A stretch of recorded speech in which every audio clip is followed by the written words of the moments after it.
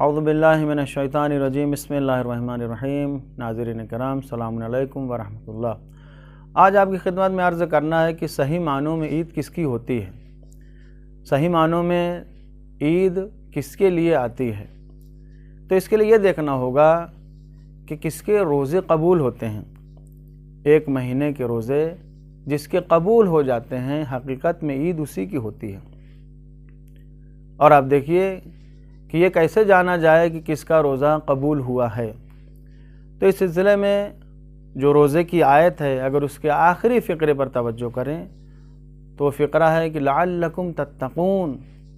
یہ دیکھو کہ روزے کے ذریعے سے انسان تقوی کی جانب آگے بڑھا ہے یا نہیں بڑھا ہے۔ بس بہترین طریقہ یہ ہے کہ روزہ قبول ہوا یا روزہ قبول نہیں ہوا ہے، یہ دیکھا جائے کہ انسان تقوی کی منزل پر، تقوی کے زینے پر قدم رکھ چکا یا نہیں۔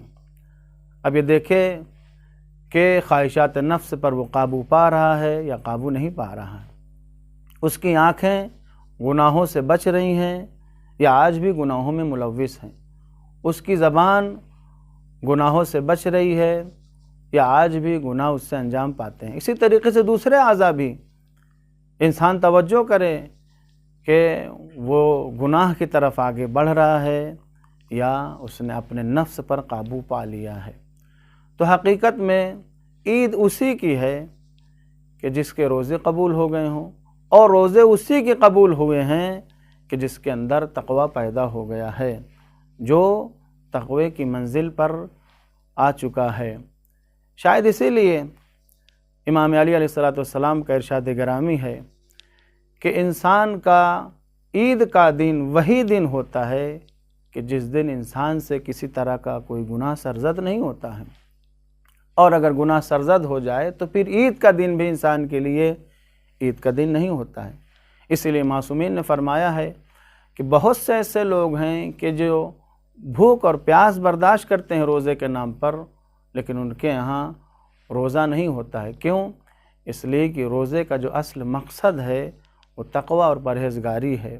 اگر انسان تقوی اور پرہیزگاری کی جانب نہیں بڑھ رہا ہے تو پھر اس کا روزہ نہیں ہے، سوائے اس کے کہ بھوک اور پیاس ہے۔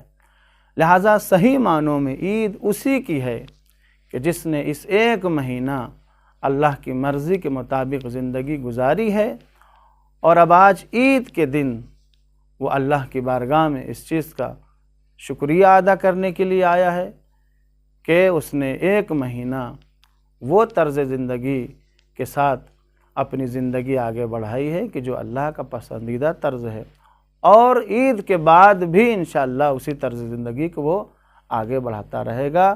تو صحیح معنوں میں عید ایسے ہی انسان کے لیے ہے کہ جس نے تقوی کی منزل پر قدم رکھ دیا ہے۔ السلام علیکم ورحمۃ اللہ وبرکاتہ۔